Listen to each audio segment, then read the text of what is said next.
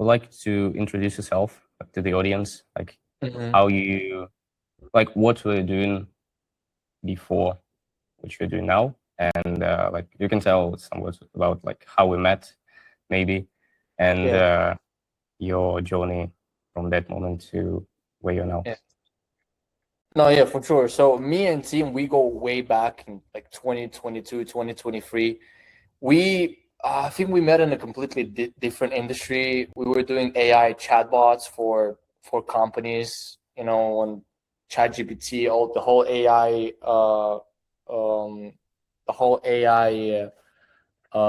boom happened. I think we were following the same influencer, Leah Motley.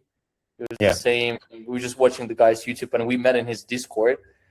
We were building AI chatbots at the time. I don't know what he was building the chatbots for, but I was building the chatbots for rental properties. So I was reaching out to Airbnbs, to short-term rental property managers, and I was just offering them my services to kind of build a chatbot for them. So in case that their client, their customer, their tenant has a question, there's always an AI chatbot that knows everything. I remember that.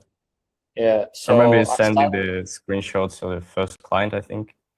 Yeah, dude, I think I got on a call with the Dubai Sheikh.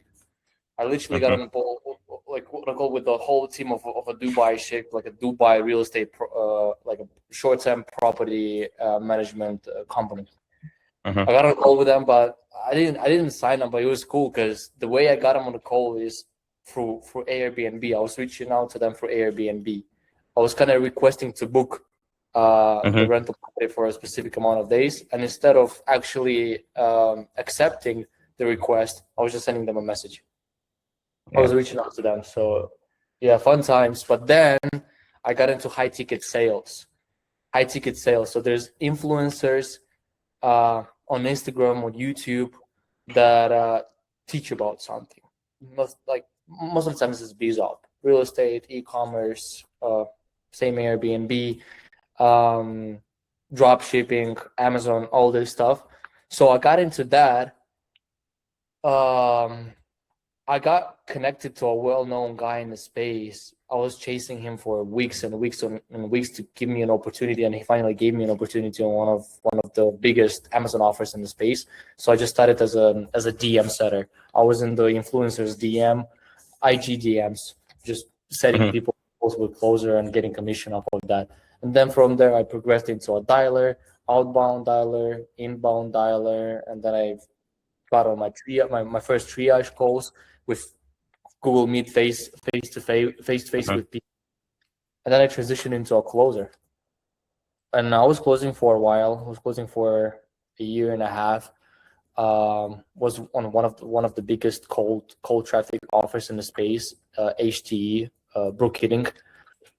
Here we were selling high ticket drop shipping. So there's low ticket, there's mid ticket, and there's high ticket drop shipping.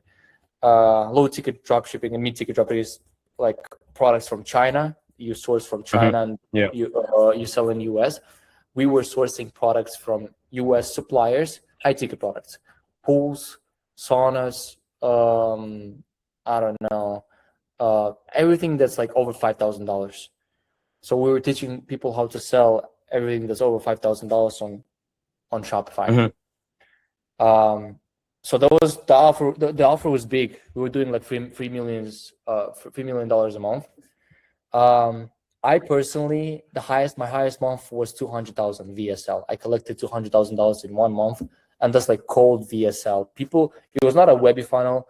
It was not there was no organic. Guy wasn't that big in the space, but he was doing $3 million a month with just ads, like literally 20-second ads, and he had a solid backend team, sales team. Just and I mean 200K in sales that you did, right? What was that? 200,000 in sales that you did, or that's your profit? Month. Right. Oh, my profit?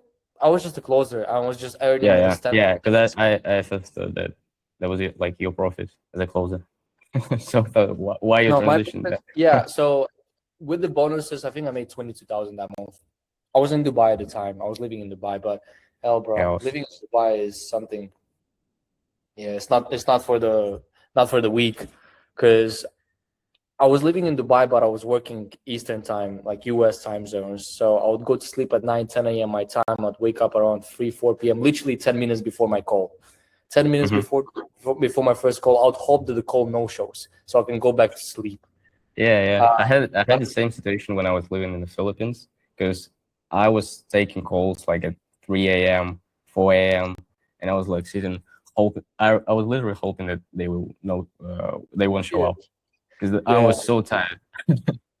Dude, not crazy times, but I hit 200,000, and not a lot of people on that offer. I think only one dude hit 200,000 VSL, because he had a VSL funnel and then he had a Webby funnel. He was pitching up front on the Webby $1,000, $2,000 course, and then his sales rep would upgrade to a higher ticket program, 5, 10,000.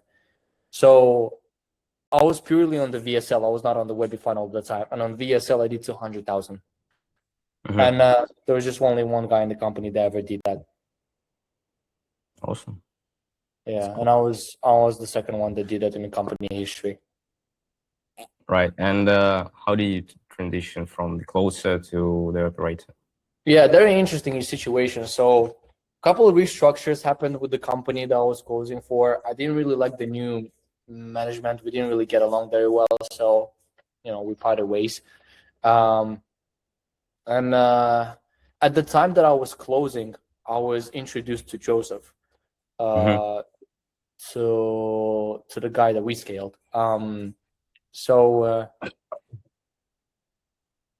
Initially, I was put there to train his DM setters. What happened was he reached out to me through some connections. He reached out to me to get him some DM setters. He had a influx of he had a big influx of messages in his DMs. He needed someone to handle his IG DMs. So I put 2 setters. I found 2 DM setters. I trained them and I put it in his IG. And I was just kind of in their Slack here and there, giving some advice to the setters. And this was one of the setters that I put on his offer, by the way. This was like literally the first person that I put on the offer was him. So he's been with the company since then. From there, I don't know, I was closing, I was having calls with the setters, training them, making sure they convert. The conversion rates are increasing all the time. They collect more and more and more and more off of IG. Then once that restructure happened with my company, with I was closing for, we parted ways, and then I was just kind of stuck without a job, really. I wasn't closing. I jumped from offer to offer. I was selling some AI SaaS, and then I was selling some trading, but I didn't really like those offers. So I completely quit closing, and I just focused on scaling this offer. We started doing live Webbies. So the first thing we tried doing was recorded Webbies for Webby Jam. Didn't really work out. We had a whole recorded Webby, an hour-long Webby. We set up all the funnels, all the email marketing, all the SMS sequences. I think we got and it was not a book a call Webby. It was, we were selling something up front, and we were planning to upgrade people into a higher ticket offer. We were selling something for $497, like a low ticket course, $497. We got 4 sales out of that. We were running ads for 3 weeks, and we got 4 sales out of that. Not really that good. I think the average attendee, I think it was just 1 attendee each Webby. We were getting 100 to 150 signups, and only one person would attend. The show rate was completely cooked, and we couldn't figure out. Was it the leads problem, or it was No, it was the funnel problem. We had issues with emails. We had issues with text sequences. We had issues with pretty much everything, bro. Even Webby Jam, it was it's kind of cooked. I don't like Webby Jam, to be honest with you. Genuinely don't. If I ever do a webinar again, it's soon. Fuck Webby Jam. And so, all this infrastructure was left from the previous operators. Yeah. What you mean by that? You said that before you, there were different management, right? So there was, but they were not. So what they were focused on, Joseph was focused on doing challenges once in a couple of months, and then I think there was a book call funnel, a VSL funnel, which we completely like eliminated from the infrastructure. We just shut it down. And what they were doing, they were just doing IGDMs. And with IGDMs, they were doing like 10 to 15. There was 2 DM setters and there was 1 closer. They were doing like 10, 15,000 a month, not much. For him. When I came in. And then it was 10, 15,000 a month for 2 months straight. We tried the recorded Webby, wasn't really that good. So we switched to live webinars. And then we started building live webinar structure.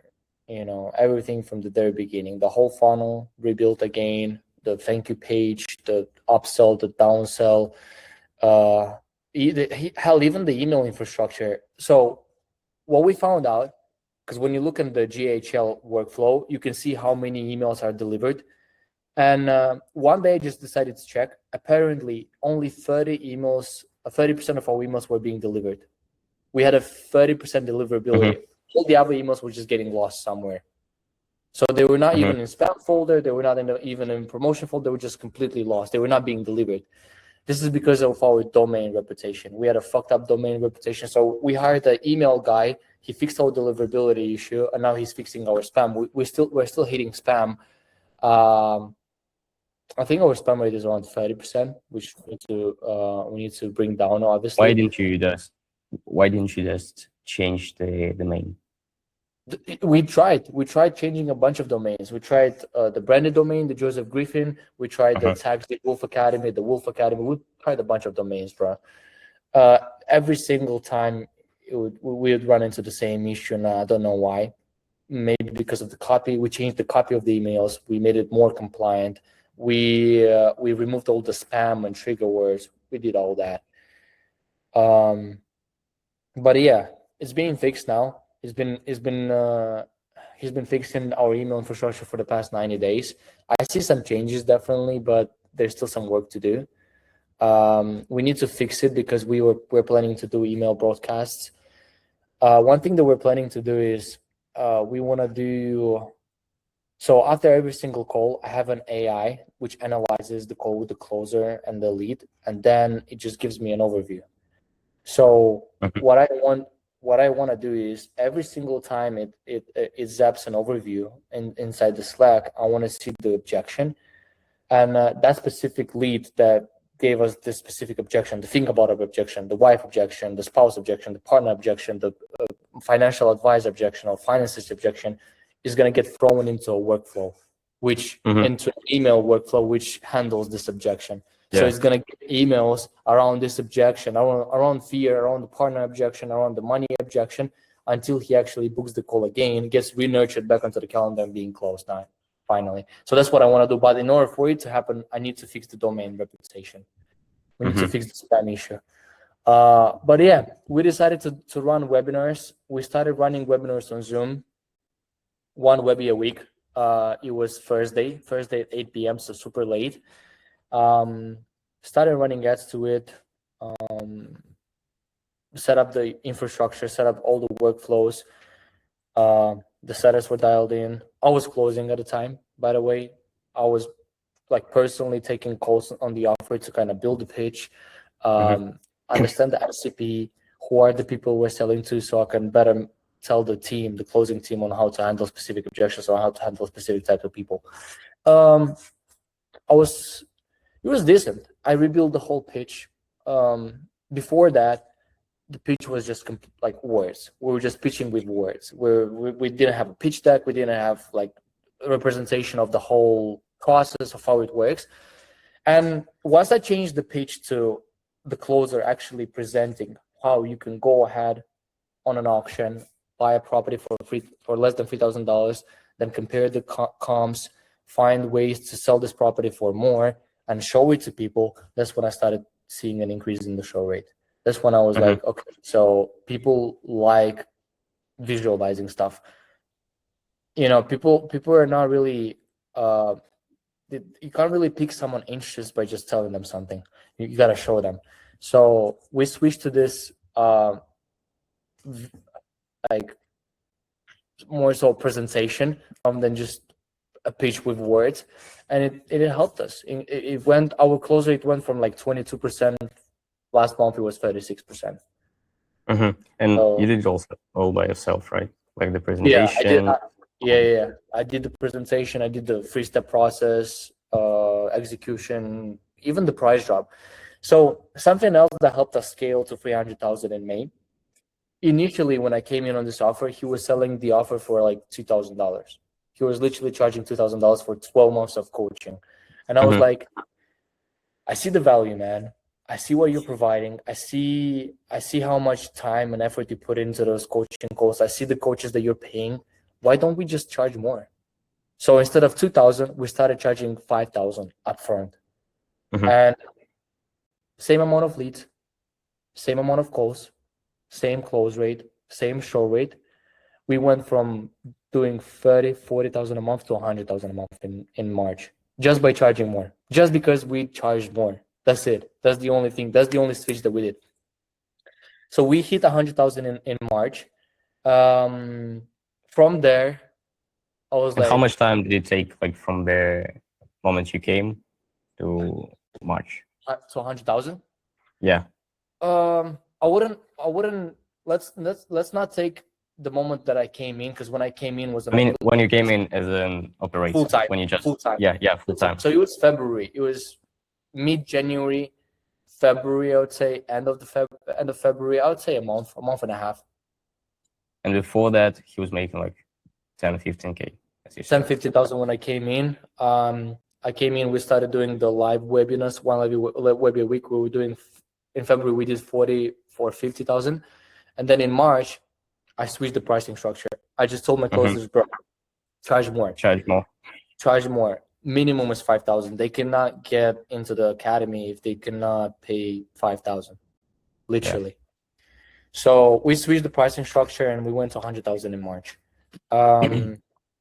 Then what I did, so we were spending like 20,000, 25,000, 26,000 around that on ads.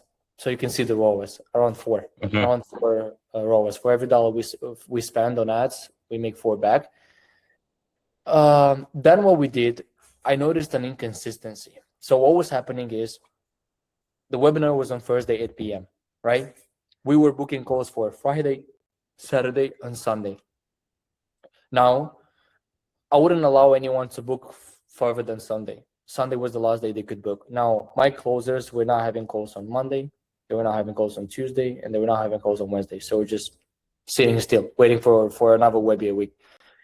So we noticed that inconsistency, and this inconsistency caused a lot of issues with closers as well, because closers were kind of part-time. They were not motivated to work. The only part of the week they were motivated to actually go all in was Friday, Saturday, and Sunday. Monday, Tuesday, and Wednesday, I don't know what they were doing. Literally, I don't know what they did. They were not doing any outbound. They were just completely demotivated to do anything. So what we did was we switched to 2 webinars a week, because what this will allow us now is will allow us, our closers, to be booked in entirely for the whole week. Whole week. We do one. We switched the webinar from on Thursday to the one on Wednesday. So instead of Thursday, we were doing one on Wednesday at 7 p.m., a bit earlier, and now we're doing one on Sunday at 2 p.m. Eastern. Same ad spend, by the way. Same ad spend, 25,000 a month. We went from 100,000 to 200,000. Same ad spend. We did not spend a penny more, bro. We were just doing 2 webinars a week, and we were just keeping calls coming in consistently throughout the whole week. This allowed my closers to be locked in every single day. They were reaching out. They were doing follow-ups. They were doing nurturing. They were doing absolutely everything because they were in their office taking calls. So same ad spend, 26,000, and we made 200,000 in April. Just because we started doing 2 webinars a week, we started doing with the same ad spend. We increased our revenue by 100,000. Next month. Yeah, basically scaled doubled. Twice. Yeah, doubled.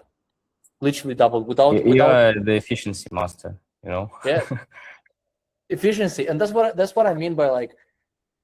You don't necessarily have to spend more on ads. You just need to set up proper structures, proper infrastructure, proper systems to keep the machine oiled up. You know what I mean? Oiled up, working perfectly. Then May, our best month to date. for your information, the guy never did 300,000. Like he had a team before. He was doing 150,000 before with a book a call funnel, but he never did 300,000 in his life. So May was the first time we did 300,000. What went different? What was different in May? The ad spend. We started increasing the ad spend. We started DM sets, DM ad. So before that, we were not really pouring money into DM ads. We stopped with the DMs completely, and we were just completely focused on the Webby. Now we started pouring like $100 to $200 a day into DM ads. So, and my setup was already prepared for that because I was training him. He was pretty much skilled already. He knew how to do a proper DM set. So a combination of both increasing the ad spend, pouring more money into DM ads, helped us scale to 300,000. Now we were like 150, 170 people on the Webby. Each Webby we would have 150 live attendees. I would work on the presentation as well. I would change some, I would tweak some slides of the presentation. I would throw in some bonuses for the people booking the calls. What we also did is we started pitching the price upfront. He was telling them the price on the webinar. So people would come on calls, they already know the price. They already know that they're gonna get. They're basically pre-sold. Yeah. So, and it helped my closers as well too. So we added a scholarship. For people that book a call live on the webinar, they get a $3,000 off. So the tuition for the full year is $8,000, $3,000 off. It's $5,000. Yeah. Now we started pitching up front. Our book rate was about 30%, 36% on the Webby. So 150 people would turn into like 40, 50 calls booked for the next 3 days. And typically my closers, a good Webby would bring 40,000. A good Webby would bring around 40,000 cash. And then we did it for the whole month of May. We finished at 310,000. Let me actually pull up the numbers now. Yeah, and actually about the show up rate, did you implement the advice that they gave you? We started implementing. So what we're doing now, we're switching to a whole new booking system. It's called Sales Kick. So let me show you the numbers first, and then I think I know. There you go. So the ad spend here is 41,000. So it almost doubled from April to May. I wouldn't say double because this is not for the Webby only. If you can see here, we ran a challenge. You see, we started running a challenge. This is not for the webinar. And then there's also Orlenok Wealth Summit. This is a whole other event that we also spent some money on. A bunch of challenge campaigns again. So besides the webinar, we were also spending on some other campaigns. On the Webby, I think we spent 26,000 again. Same amount, 26,000. So 26,000 in March, 26,000 in April, and 26,000 in May for the Webby alone. And this is cash collected from the Webby and the what's it called, DM ad, not challenge, not the other Orlando event. It was just purely from the DM ads and the webinar. We did 310 with 462 calls booked. Show rate wasn't the best. Show rate was not the best, but close rate was good though. So if we divide 66 by 178 times 100, so about 40%. 37. Yeah, 37. 37 close rate, and the show rate was 178, 462, 38. And that's mostly for $5,000 offer, right? Yeah, this is for the 5,000. We obviously had more. Let's see. See, we had 5,000. And when do they pay 8,000? What was that? You said you are giving like a discount for 3K if they if they book the call on the webinar. Yes. All right. For the live action takers. So most of the sales were 5K. 5,000, yes, but we also have an upsell, an upgrade. Let me show you. Yeah. So you see, most of the sales are 5,000. There's one for 4,000 because we were kind of doing some payment plans. Yeah, we will have to blur the contact information. all the Oh yeah, details. names. Yeah, no worries. You can blur it. Look, there is one Yeah. for 25,000, and And that's for this is one-on-one. one-on-one. Yes, this Yeah. is one-on-one program. That's awesome. But most of them, look, someone paid 8,000, someone paid 5,000, someone paid 2,500, because sometimes people cannot pay 5,000. So we would just come up with internal payment plans, 2,500 now, 2,500 in a month. So stuff like this. Yeah. But they, no matter what, they have to pay 5,000. You know what I mean? Yeah. And so they pay in 2.5 upfront and then pay monthly. Yeah. Or how? All right. Yeah. All right. Maybe you can also show the funnel if you can open it right now. Yeah, for sure. Like the webinar page, maybe. You still run it, right? And actually, like, what are the results this month? Did the revenue decrease, increase, or just Which the one? same? June? You want for June? Yeah, yeah. We'll check it in a second. This is the Webby funnel. What I noticed, a lot of people that run webinars, they don't have a VSL on their end. We have a short VSL. Most people. The reason we have this VSL is because we are in a very sophisticated industry. It's not like Amazon. It's not drop shipping. Yeah. You cannot just explain it by a headline. We're just a simple headline. Sure. There's got to be a video here on the front end to explain people what are they even signing up for. So it's a short video. It's like people are overpaying for real estate, and like then there's other minute long. It's a minute long, and then once they're in, once they watch the video, they can just secure their spot right here. We got some testimonials here on the front page. Let's see. I agree. Boom. We got the first upsell. It's just really to liquidate some ad spend. Like, you don't necessarily need to have it, but if you can, for sure, because you can just it will just help you with the ad spend. It doesn't. What's the offer here? Let's see. It's a bundle, I believe. Offers. Here's where you get 7 steps to your first property, webinar workbook, and tech sale auction. Or just to pay for the lead. Yeah. It's just to pay for the lead. Yeah. Yeah. This for the lead. It doesn't really affect the conversion rate. It doesn't really affect. It doesn't really add friction. It's just for us to liquidate the ad spend. We could make it $27, by the way, because I saw a lot of people are like actually paying 27. But also we got some testimonials here, some FAQs too. If they do not want, they move to the downsell. So same offer, same bundle, but just lower now, 17. So it's like a downsell. So if they didn't want to buy first time, they can get it for cheaper. And what if they paid 47 and they get to the page with 17? Oh no. They do not. So it's made in a way, if they pay $47, they're just being taken to this page right here. The thank you page. Yeah. This is the thank you page. Congratulations. It's just him congratulating him on signing up. Add the calendar button. We got the form. So this form is mainly experimental. This is something that we didn't really have a couple weeks ago. I implemented this form to see what kind of people are opted in our funnel. I want to get some information about them upfront before the webinar. What I mean? Yeah. So then we can do retargeting.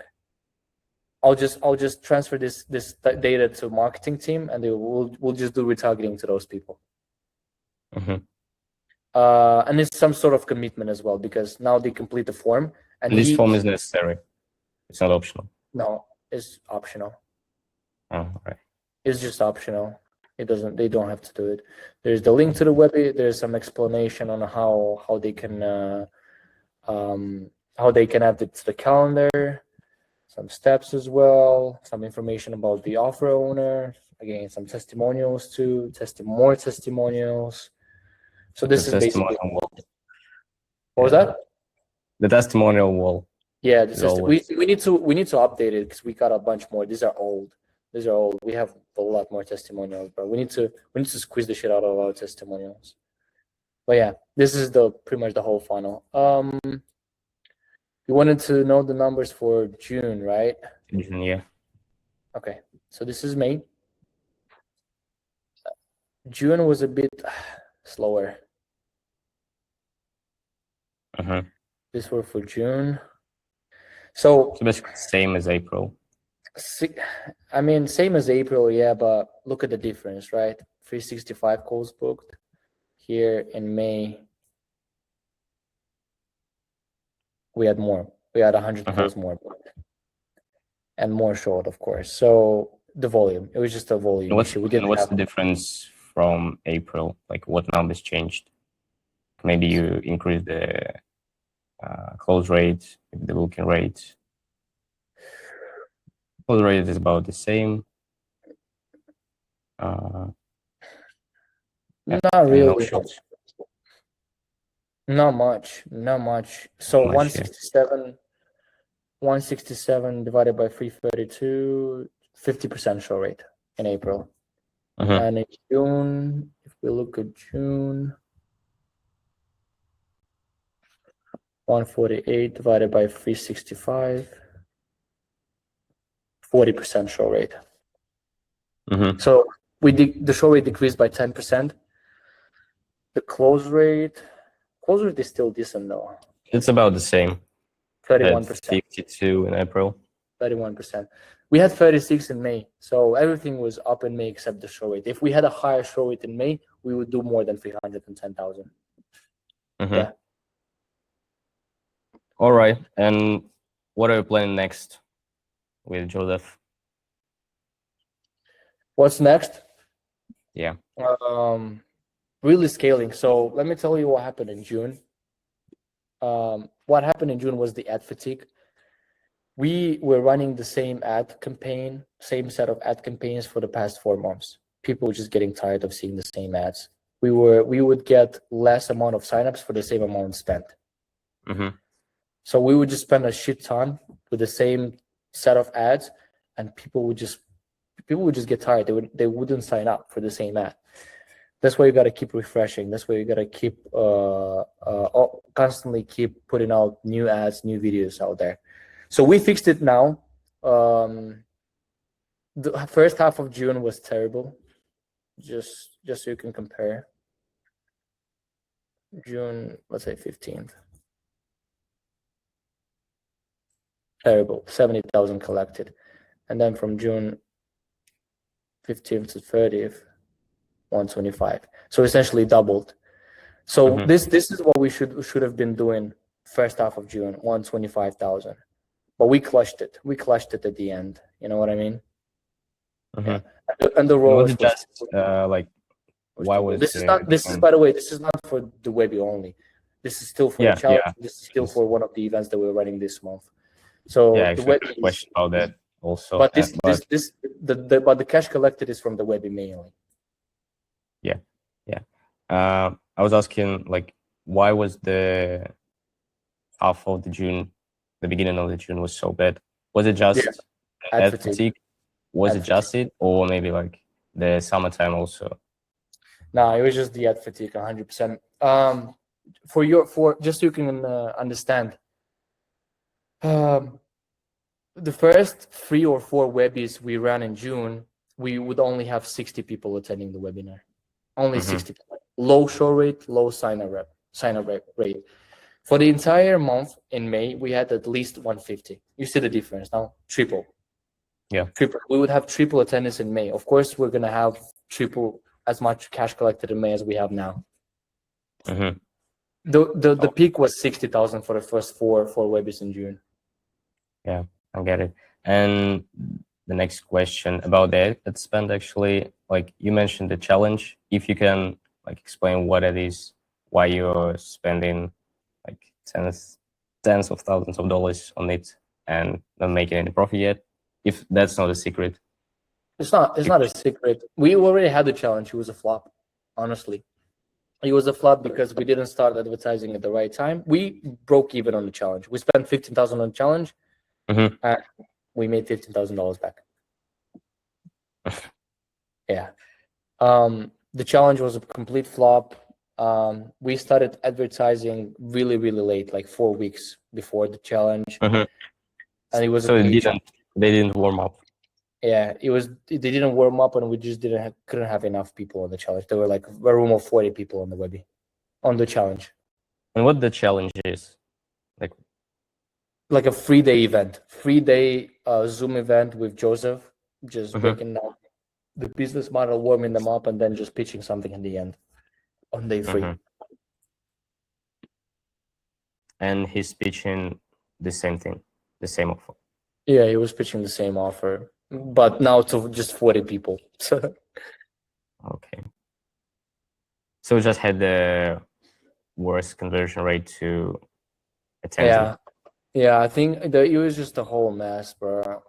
What he tried doing, he tried having people that were interested in the offer pay $1,000 deposit, and then people that paid $1,000 would hop on a call with the closer to collect the rest of the 4,000. And only one dude paid $1,000, and he was already our student, by the way. He was already our student. He was already someone who paid literally 5,000. Why he did that? Not sure why he paid another 1,000, dude. I'm not sure. That's too good. I'll pay an additional. Yeah, it's crazy. All right. So, and are you planning to continue the challenge or canceling it? The challenge? Maybe we're gonna do the challenge. Definitely, we're gonna still do the challenge, but we're gonna do it in a complete different way. For right now, Webby is our bread and butter. Okay. And maybe you can share what will be different for the challenge.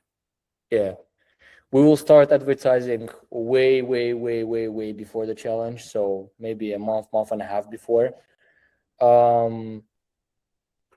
It's not gonna be a pay challenge. Fuck the pay challenge. We're gonna do a free challenge. With the upsell to the VIP room. So whoever wants an additional hour before the challenge, they were gonna have to pay $97 or like get a VIP ticket. Something else that we could do is change the whole format of the challenge, change the presentation, make it more attractive, make it more interesting, and just nail down the pitch. The pitch wasn't the best, bro. We literally dropped the link. 40 people were in the room. No one even clicked on the link. Only that one dude that paid 1,000. Only one clicked on the link. Yeah, I also think you can change the offer because, in my opinion, when you're doing a challenge, it's like, it's like a camp of people. They're trying to like do something together, or something like that. So you can first sell them something with a lower ticket, maybe some community, maybe something with a lower price. Maybe it won't be a low ticket, maybe it could be mid ticket for like $500, and then upsell, or maybe some marathon, for like actually a camp for like 2 weeks, additional 2 weeks paid for like $500, where they will get some results, and then you can upsell them. Maybe that will work actually. Yeah. No, we definitely need to change the offer. We definitely need to change something different. We need to pitch something different there. Yeah. All right. Maybe anything else you want to share about this whole thing? Not much, man. We keep scaling. We keep working. I keep hiring more closers. Yeah, about the booking software. When you ask me about implementing your advice in terms of the show rate, so what we're gonna do, we're most likely gonna switch to another booking software. What we use right now is GHL calendar. It's not good. We've outgrown this already. We're way above this level. We're switching to something else. We're switching to SalesKick. SalesKick is a booking software like Calendly. So a lot of people use Typeform plus Calendly. A lot of people use Jotform plus Calendly. A lot of people use Typeform plus OneHub. SalesKick is everything combined. So all in one combined. What SalesKick does is it's not really a booking software. It's a whole sales operations team that come in. They help you with show rate. They help you with grading system. What I mean by the grading system, every single lead that's gonna be booked on my closest calendar, on my team's calendar, is going to be graded from 1 to 4. So now we know data. Based on their answers in the application, they're going to be graded from 1 to 4. There's going to be an AI that's going to grade them from 1 to 4. People that are graded 1, the lowest, that will book a call on my closest calendar, they will be automatically set as free. Because what does that mean? If they grade it as 1, if they graded 1, the lowest, this means they have a low chance of showing up and they have a low chance of closing. So no need to keep them on the calendar. They will be automatically marked as free event on the calendar. So this slot gets double booked. Just a feature for you to understand what SalesKick does. What it also does, it pulls their financial data, their accurate financial data. They actually run a survey on people submitting these applications, because I have people submitting my applications, and I'm going to show you right now. What they found out is, let's see. It actually sounds so good, like you are an affiliate. Yeah. No, it's just, I just believe in the software. So so every time they book a call, they submit this form, right? How much they're currently making, how much, like, what's their credit score, how much capital they have to invest into it, right? What SalesKick has done, they run a survey on people submitting these applications, and it showed that half of the people just lie. So people that have a decent credit score, they have a lot of money to invest, they typically say that they don't have a good credit score and they don't have money to invest, and vice versa. People that have shit credit score, people that are completely broke, don't have money to invest, they put that they have a high credit score, and they put that they have a lot of money to invest. So half of the people just lie on these applications. What SalesKick did, they partner up with TransUnion. You know what TransUnion is? Yeah. The credit bureau. They partner up with them, and they do a soft pull on their credit. Every time they enter the information, they just do a soft pull. They do a soft pull. So now I've seen it. Like, the guy literally showed me on the screen. You can see they do a soft pull, and you can see the leads actual credit score. You can see how much they have available on every single credit card they have. You can see what their buying power, so what they can get put for Affirm, Klarna, Clarity Pay, and you can see their annual income. You can literally see it up front. So my closers, like, imagine you're a closer, you have a full calendar of calls. You just click on the guy's profile, you see how much they have available to invest. Yeah, that's crazy. Yeah. Actually, when I was doing AI, I think I had clients with a car rental. Like, there was a big company, and we were doing kind of the same thing for them. Like all of the metrics, so that we can tell them that this guy once stole the car, basically, and will crash it. Yeah. All right. That's cool. That's cool. So yeah, we're planning to switch to SalesKick. It's pretty expensive, bro. It's 24. So he pays me 24,000 a year. As a license. Yeah, 24,000. Well, I mean, if you break it down, it's like 2,000 a month. Yeah, I think it's worth it. Yeah, it's definitely worth it, because he showed me the numbers, right? The numbers in May. If we take the numbers in May with 38% show rate and just 36% book rate on the Webby, because what this software does, it also improves the conversion rate on the webinar itself. It has a smooth process. People click on the link, it's super smooth. The time slots appear extremely smooth. They have like a loading bar, so they gamify the whole process. You know, once someone submits their answers, the loading bar just moves to the end, kind of gamifying the whole process, making people actually proceed to the end of the application and book the call. If in May we had SalesKick, if we would have a slight increase of just 13% book rate, so our book rate would go from 36% to 49%, almost half of the room converting, and our show rate would go from 38% to 50%, which is standard for this software, for SalesKick. Our close rate even if our closer would go from 36% to 30%, so would decrease, we would close less people, we would still make $100,000 more. Same numbers, same ad spend, same literally, we just a slight increase in the book rate and the show rate. That's it, and a decrease in the close rate. We're not even keeping the same close rate. We're just decreasing the close rate. It would go. Our revenue would go from 310 to 410 in May. Well, I hope this will work in July. Yeah, no, we hope for the best, of course. Need to see. We need to see when we're switching to sales kick. We need to have another call with them. Joseph needs to have a call with them as well. But it's definitely worth it, bro. I think we've outgrown GHL. We've outgrown GHL. Yeah, sure. GHL dialer. We need to switch to software like Close. We need to implement some proper infrastructure now. Yeah. All right. Anything else you want to talk about? No, that's pretty much it, man. If you have some questions for me, I'm happy to answer. I think you've done a great job with Joseph. That's crazy, actually, because you scaled him from 15K to 100K, basically a bit more than 1 month, and then to 300K. Basically, then you scaled each month, like twice. Yeah. X2 each month. Doubled each month afterwards. Yeah.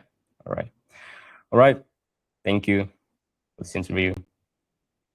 That's it. Awesome.